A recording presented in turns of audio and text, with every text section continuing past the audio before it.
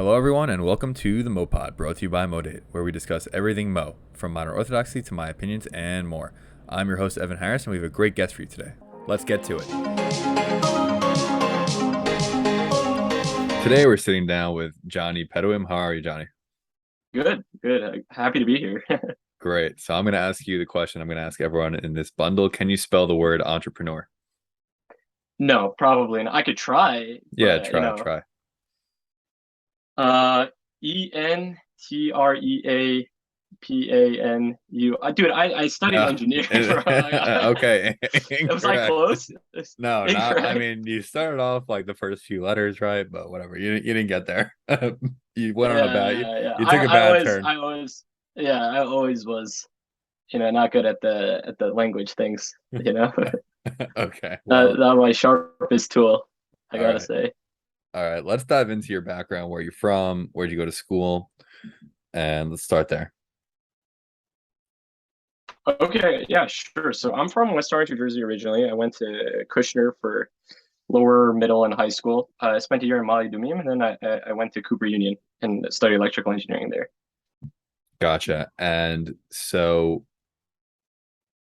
did you know at what point in your life did you know like you wanted to go the entrepreneurial route, not just the classic whatever job other people were doing route? Like, how did you determine that?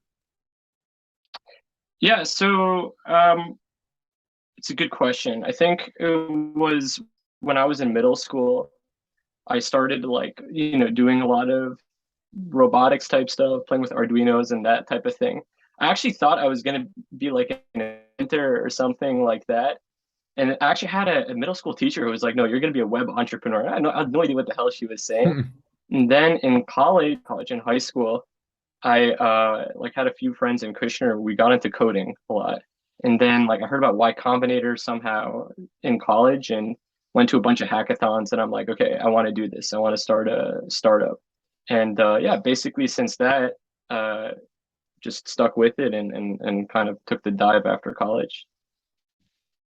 Okay, so what was the first startup you started, and when did you start it? Like, what's the roadmap from college to starting the company? Yeah, so like I guess it's like whatever you want to consider a company, but Hmm. like what that means. But when I was in college, my freshman after my freshman year, me and a friend, we built this app called the Morning Lunch. It's basically like an RSS feed aggregator. We built it. We only The worked on it morning that what? Say it summer. again. Like The morning uh, what? the morning munch, the Oh, okay. morning munch, TMM, the morning munch. Yeah, and our like logo was a cupcake or something like that.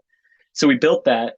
Didn't really go far with that. My friend he changed schools, so we didn't go anywhere with that. Then when I graduated college, I took a side project, which was like an SMS platform for communities, and I took that full time called Advance, and that was like my first company where we made money and stuff like that. But I only worked alone on that company. I was alone with an intern, but that's basically it. And then my current company, Magniv, it's like a progression, slow progression. Magniv, I started with a founder, and we raised money on this one. So like the first one was like a summer project.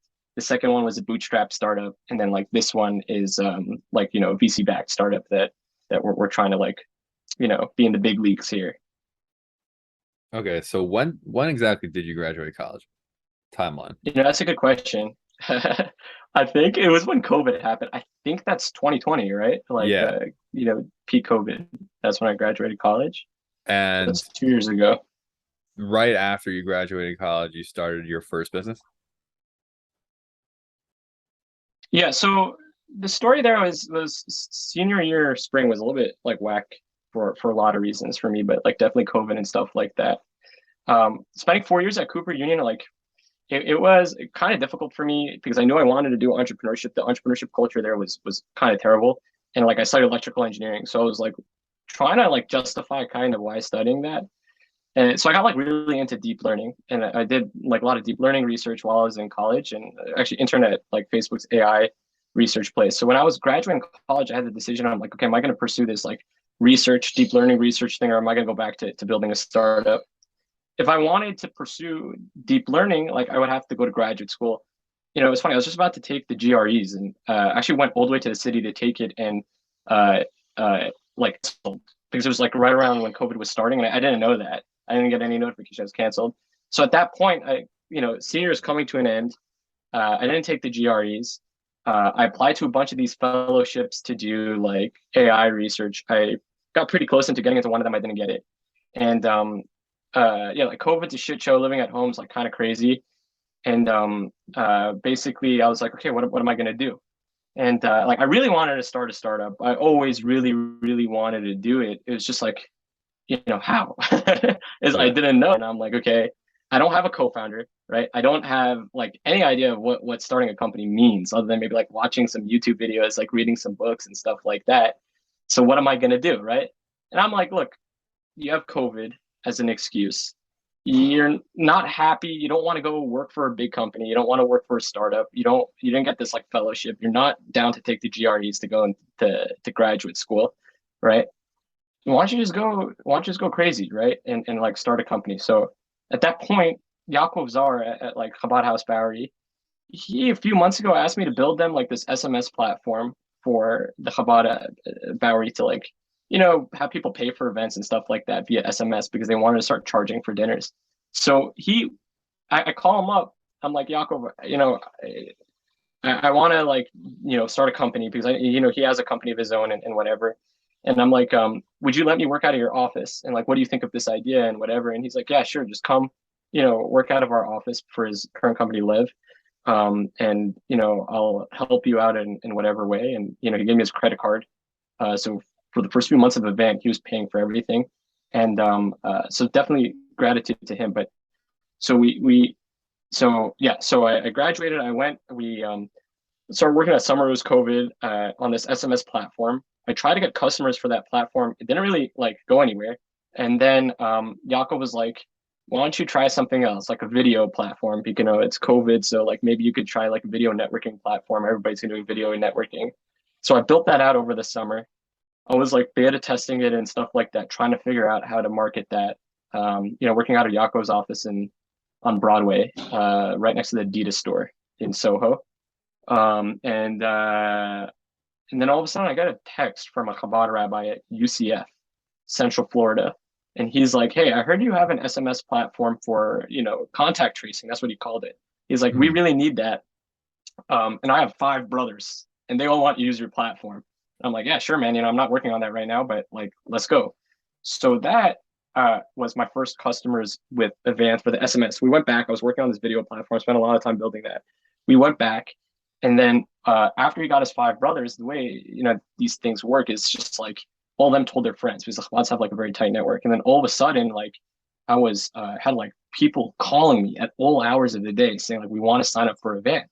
And I'm like, dude, I don't know what I'm doing, like whatever. Like I was very not confident at that point for a lot of reasons, but like I was just like, shit. Like I remember we had one day, so I like stopped allowing people to join Avant, and then like I was talking to Yaakov. I was like, what the hell are you doing? If people want to join, let them join. You'll figure everything else out later.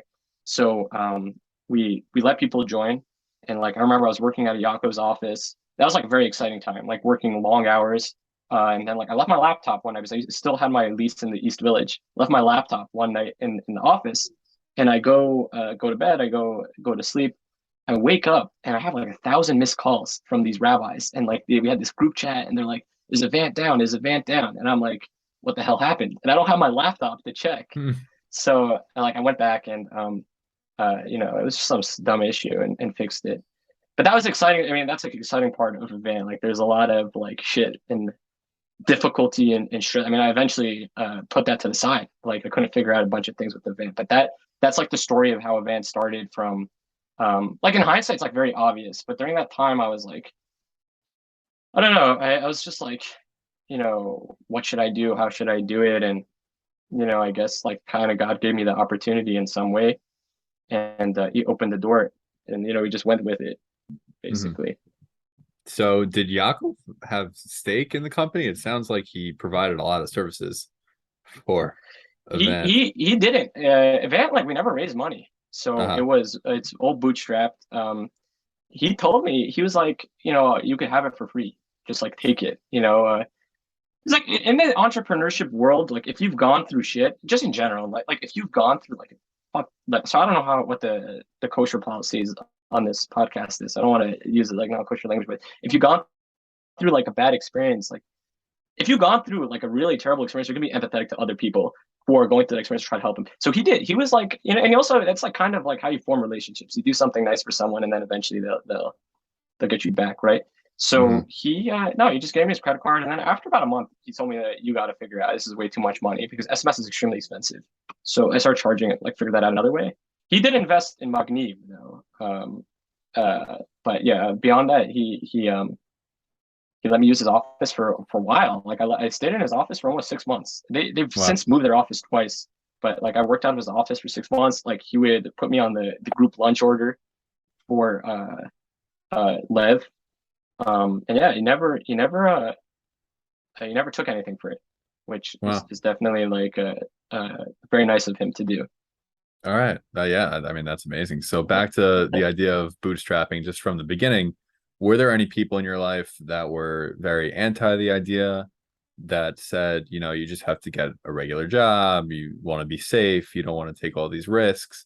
Was there anyone who kind of pushed back at starting something on your own? Um, Thankfully, no. I think like my dad understood that this is what I wanted to do, and he also like understood the game a little bit, so he was all for it. My mom like she just doesn't really understand that much, but like so like with like this world because it's a weird world. Like you'll like entrepreneurship, you'll meet people, and especially in like the Jewish community, like mono Orthodox, they just won't get it, right? Like which is fine. It's a little bit foreign, right?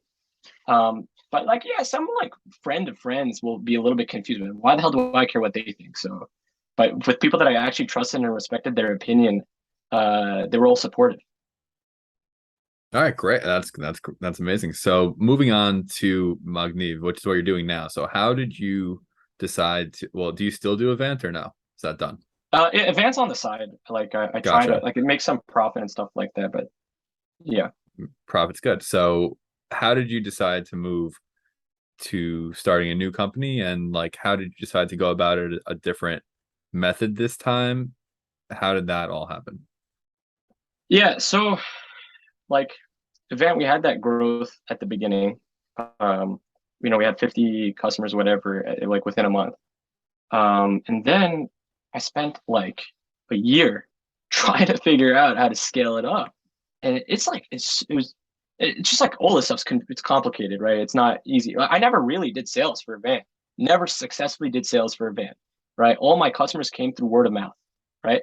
I tried very hard to get Hillels. I eventually did get Hillels. There's about 15 Hillels on the platform right now. Um, but like I wasn't successful at sales and like the profit margins weren't great and I was working alone and tried to get a co-founder a few times, kind of fell through. And it was like it was a grind, right? It was a real grind. So I'm like here about a year in on Avant. This was last summer. And I'm like, I don't know what to do here. Like I don't know how to make this good and I don't know how to make this bit better. I don't know how to like scale this. Like I can't figure out where to go to next. I don't want to build a product just for Chabad houses. Like I want to build a Yeah. platform for communities. Um, so I like started working with this other guy as a co-founder and like for the summer and it like completely exploded. It didn't explode. Like the guy just like ghosted me, right? Which is like I don't know, whatever. He like ghosted me, and I'm like, here, I'm like, shit, okay, this guy ghosted me. And an old friend of mine from when I used to go to hackathons in high school, and also when I interned at Facebook, he was there. He moved back to New York, and he quit his job. And he was like, hey, John, I have like this connection, this like VC guy who's like ready to give me some money. Why don't we start something together? Why don't we put a Vant aside? We could raise money and like, do a pre-seed and like, start something together.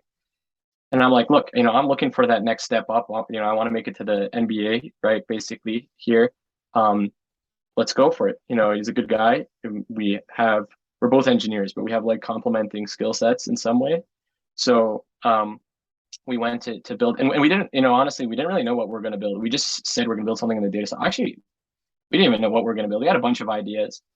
I mean, we don't even know what we're going to build now, but that's a different story. But like we went together. We did a small pre-seed, and then we started doing like my background in deep learning. If you remember, like I wanted to go a little bit back to that. My co-founder Jared, he worked at an ML ops company, which is basically something in the data space also. And he, so we're like, okay, let's do something in this data space. Then we spent a long time, like kind of iterating, doing customer discovery and stuff like that in this space.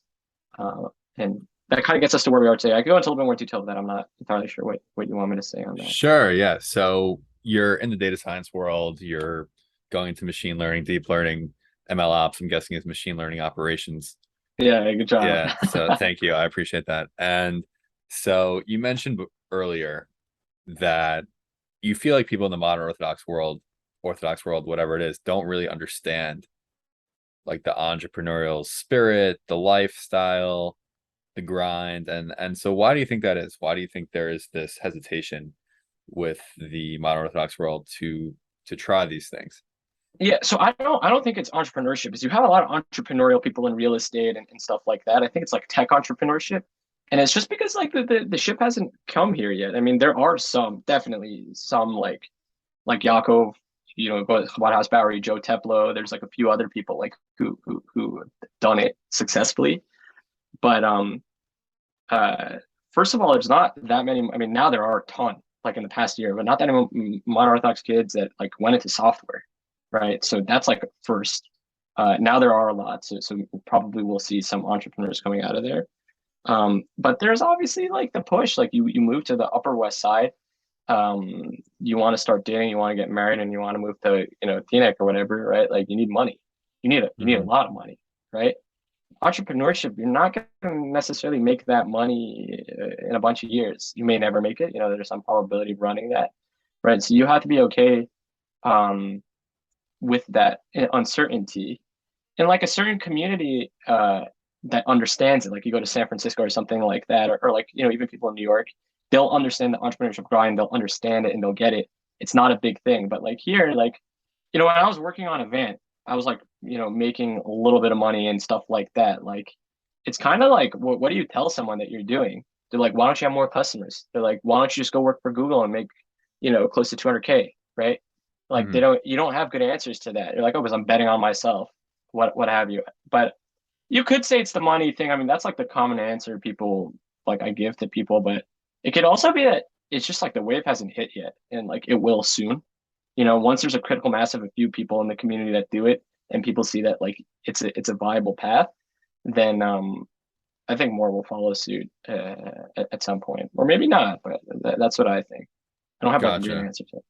Sure, yeah. So what do you think plays a bigger part? So you mentioned two different things which will like sum up in one word for each. So there's this safety proposition where to be an Orthodox Jew, you need to have a certain amount of money, really, like to ensure that you'll be able to pay for yeshiva tuition and afford to live in these communities where there are kosher options and things like that. So there's this safety issue where there are certain fields where you could go in and almost guarantee yourself that you'll make enough money, like to be comfortable or Yeah. close to it. And there's also this issue that you mentioned of just the community maybe being kind of judgmental, where everyone wants to know which, it's like all connected, like it's connected to the safety and connected to all these expectations, but just the judgmentalness of people, the judgment of people thinking that like, why aren't you succeeding in this or doing that or doing that? And so which do you think is a bigger factor that probably prevents people from trying new things? Um, it's a tough question. Like, it might be the judgmental thing, I'd say, like a little bit more. And that's not just in the like Jewish community. I mean, it's in like any community that's not like very tech startup focused. Because like sometimes the term entrepreneur could hold with it for people who are not like understanding. Like it has some negative connotation. Like, what the hell is this guy doing, right? Hmm. I mean, I don't experience that. Like, I really very I think I made it up more in my head than not. But it's like, um, maybe you could relate to this, right? Like you show up at a place that you're not super familiar with. You go to a party, you go to an event, you go to a shul, you're not fitting in.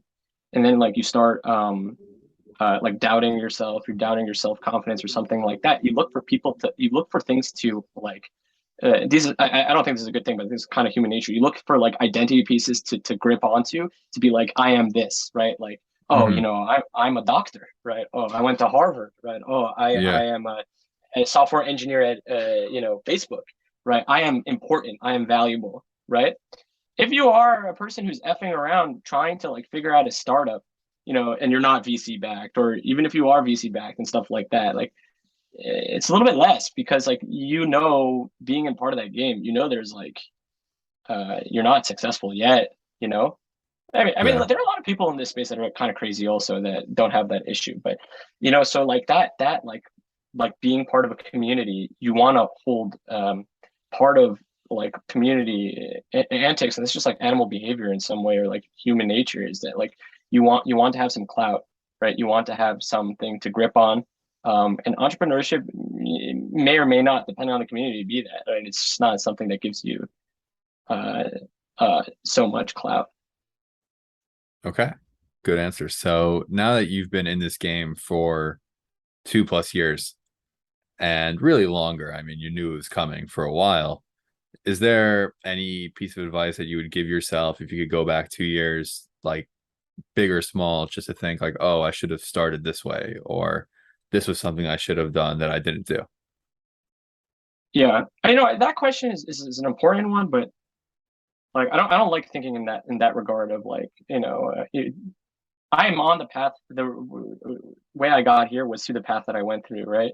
But with that being said, there are a lot of like small like business things that I could have done better. Oh Hmm. my God, so many things I screwed up with the band. So many things with Magniv we didn't do right, and not in a bad way. I mean, like it's a learning experience. It's showing that we're learning here. But uh, maybe being patient, that's like super important. Like, I would love to be extremely successful right now, right? Like or yesterday. Yeah. Um, Another one is importance of a good network. That's huge, and it's not easy. It's not easy. You cannot do things alone. You need to have a good network, and it's just like work on your craft a little bit. Also, like uh, this, as like anything else, is a craft. There are people who are good, and there are people who get lucky, of course, especially in this space. But there are people who are good. Like you see someone here, like shit, that guy he knows what he's saying. Like easily shit test like someone if they know what they're saying. Like when it comes to like product market fit and like building a product and stuff like that. Like you hear someone, like shit, this guy like knew what I was thinking about and had a good answer for it and could predict what's going to happen in the next 2 months of our thing. Like this person's been around the block a few times. So like working on your craft and like trying to surround yourself with people who are good. Right. It was like a lot of people will try to give you advice. I think it's fine, but like Hmm. um, finding those people who are really good and just like, being in their close to them, right? Trying to get some of their holiness. Gotcha. Okay.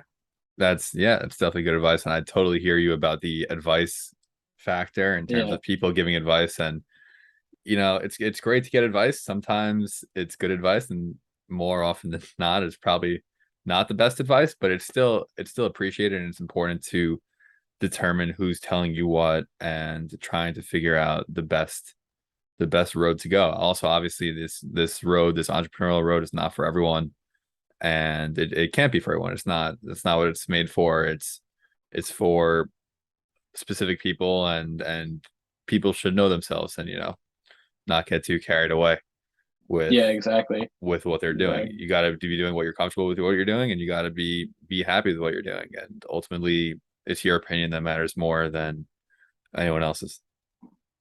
Yeah. That's like mental toughness is also, I guess, like if you want to go back to the advice thing, and this is like beyond entrepreneurship, like you got to own yourself. You know what I mean? Like what's in the what is said in Pirkei Avot, in anili mili, right? And the Hmm. rest of the thing is relevant too. But if you're not for yourself, who is, right? If you're not going to collect your emotional baggage, your emotional shit, your confidence issues, you're comfortable with your identity, it's gonna blow up. Maybe if you don't like try hard things and difficult things, it won't blow up. But like with entrepreneurship, especially for me, it's like a relationship, right? Like things come out, right? Things come out that like you're not surprised about yourself. And uh, either you could become like an egomaniac, where there are a lot of people like that in this world that just don't see it, don't care, right? Or you got to figure it out, right? Otherwise, it's not going to work. This idea of being very comfortable with who you are is also very important when it comes to dating. Maybe it doesn't have to be 100% before the first date or on the first date or whatever it is, but like eventually, like, if you're not for you, then who is? Yeah, So that's definitely good advice in the real world, the business world, the dating world, everywhere. yeah, and it's difficult. Like I like struggle with that all the time, like being comfortable with owning like who I am, and not having to like prove myself to anybody, because Yeah. that it causes that you're feeding into the ego at that point. Like, that's a losing game. Yeah. All Not right. gonna get anywhere. Yeah. Yeah, we're gonna move on to the MoPod lightning round. I'm just gonna fire off some quick questions. You tell me the first thing that comes to your mind. You ready? Okay, yeah, sure. All right. Do you like computers? Sure. What would you say to someone who wants to start a business? Do it. What's your favorite internet product? Uh, Damn. That's a good question. I like Fiverr a lot, or Fiverr. Okay. Yeah, I've Yeah. used Fiverr. Yeah. Who is the best teacher you have ever had? Probably my dad. Okay. Wow. Very nice. Is Kushner in the Yeshiva League? No, not no, no, I don't think so. Like half. Okay. We're close, but I mean, it That, depends on the year. Actually, it depends on the year. Like my year was like less, but like other years are just like, yeah. all right. Good question. I like What? that one. Thank you. What is the difference between a jacket and a coat? Dude, I have no idea. That's a good question. I would say that a jacket is lighter than a coat. Okay. Would you agree with that? Yeah, yeah, yeah. I'll agree with that.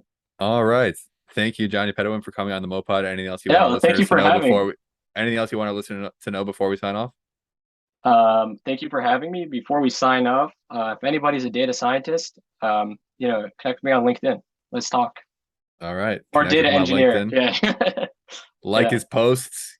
Get them Yes. get them Yeah. running in the algorithm. Pump the volume.